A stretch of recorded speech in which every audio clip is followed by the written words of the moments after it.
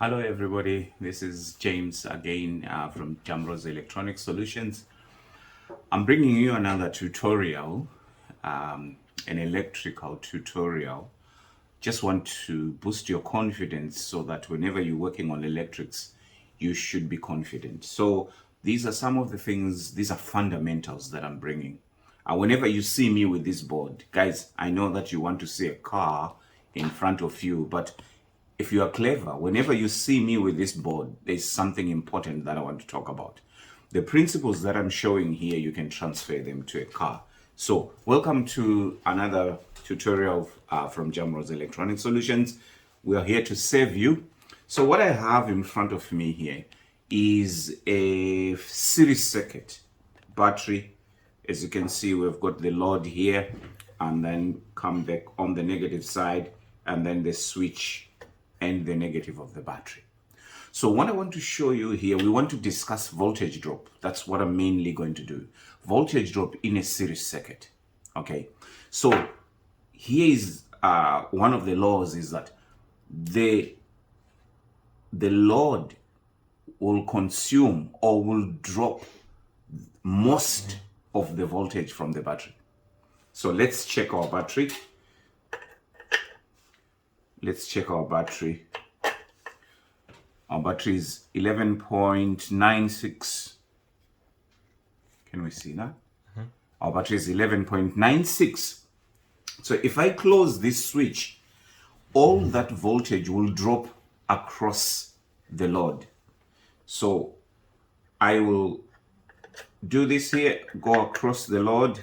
Maybe it doesn't matter. I'll go across the load. Positive, negative, we have got zero voltage. Why? Because the switch is open. Remember, you cannot check voltage drop when electrons are not flowing. For you to check voltage drop, the electrons have to be flowing, which means the circuit has to be live. So now, here is our circuit. All the voltage will drop on this load here. As you can see, is our battery voltage. So the voltage drop across this load is 11.85. Okay? Right. Let me do this.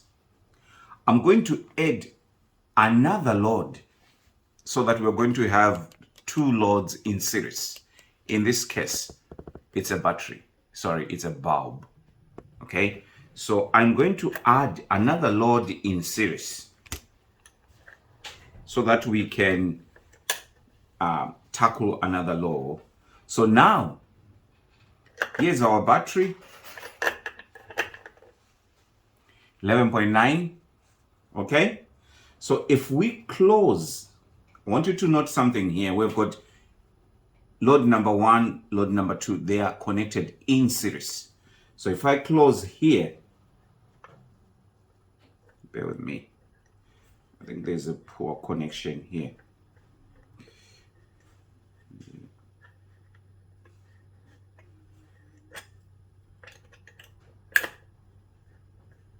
Must be a poor, or maybe it's the bulb itself. Maybe my bulb is, let me check another one. Yeah, you can see that bulb, I think it is an open. Yeah, is an open with that bulb. So now we have got two loads in series. And remember, the purpose of a load is to drop voltage. So this will drop the voltage and this one will drop the voltage. But what I want us to write down the voltage drop. Okay, I will write down the voltage drop. Let me find something to write. I will write down the voltage drop. So here we go. So now our battery is 11.9. So I will say battery, don't worry, I will show you this. Battery voltage is 11.9 1. Let me look for a better pen. So 11. So this is load number 1. So we have load 1, load 2. So let's see what happens when we go across load number 1. Last time when we went across load number 1, it dropped all the voltage from the battery. But now, because they are 2, we've got 2 loads here in series. So now look at that. It's dropping 7.9. So load number 1 is 7.91 volts. Okay. Let's go to load number 2. Load number 2 is dropping roughly 4 volts. 3.92, I saw 4 volts marks there. Okay, 3.97, 3.98. Okay, so we'll go 3.98. So that's 9 plus 9, it's 18. Carry 1. Right, have a look at this. Our battery load 11.91, but when we go to load number 1, which is bigger, it has a voltage drop of 7.91. So of the 11.91 volts, it has consumed 7.91. So now the rest of the load is dropping on load number 2, which is 3.98, and that gives us 11.89, which is exactly here. It's not far. You can see, I've not taken all care of, the switch and other connections, So you can actually see that. So here is the law then. The number, if we have got a number of loads in a second, in a series second, if you add the voltage drops of each individual load, if you add them together, you get the total battery voltage. As we have here, we have added voltage drop for load number 1, voltage drop for load number 2, and we have added them together, and that gives us back the initial voltage that we started with, or our battery volt. I hope you see what I'm alluding to here. It is very, very important. So once you are given a series circuit, you look and see which are the consumers of voltage. How many loads do you have? So we saw when there was only one, we dropped all the voltage across that one. Maybe let me demonstrate this. I'll take that one out, and then so now we want to remain with that load there. Let's see what will happen to that load. Okay, let me close the switch. 11.8. You see now that all the battery voltage is dropping here. It doesn't matter how small the load is.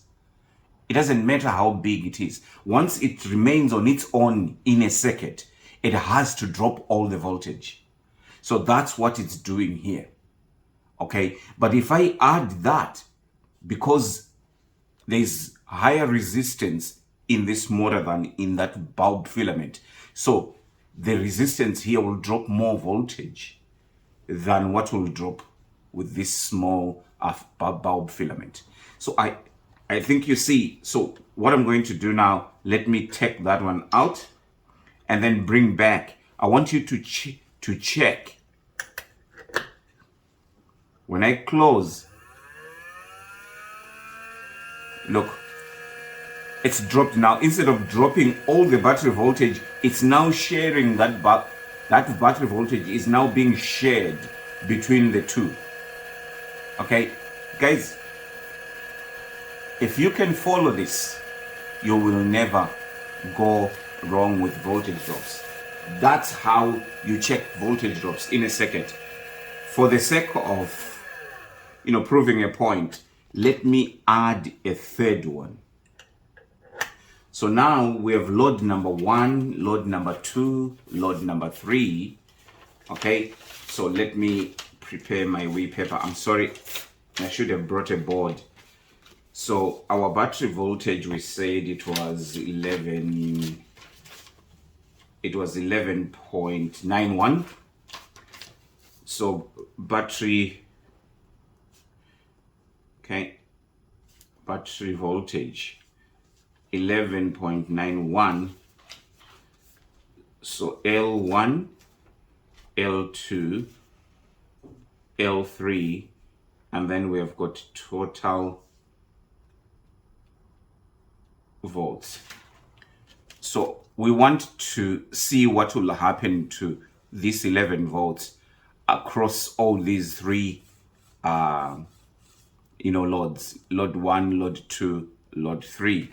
Okay, so now if I can, I'll start with this one here, and then I'll close there. Right, let's see. Load number 1, we are dropping 2.28 volts. And then we go to load number 2. We are now dropping 6.53 volts. And then we go to the last load, which is load number 3. We are dropping 3.08 volts. And let's total these. I'll use my calculator quickly. You can calculate as well on your side. Okay, so I just want to show you this is the effect of a load in a circuit. It drops voltage. That's the purpose of a load in a circuit. So if I go 2.28 plus 6.53 plus 3.08, we have 11.89 of a volt. You see, we are back again to the battery voltage. So that's all about voltage drop. So the total number of voltage drops in a circuit added together will give you the battery voltage.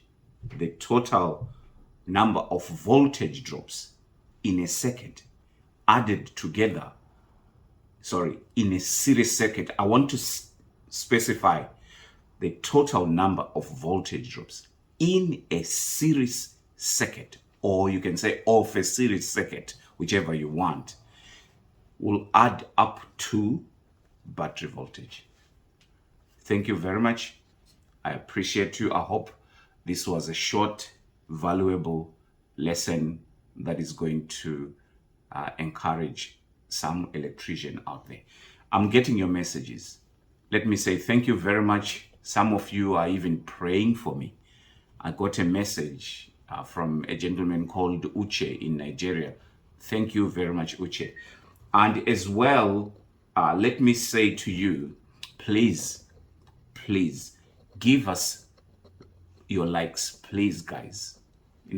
Whenever you enjoy the content, please give us your likes. And if you haven't considered to subscribe, please do so.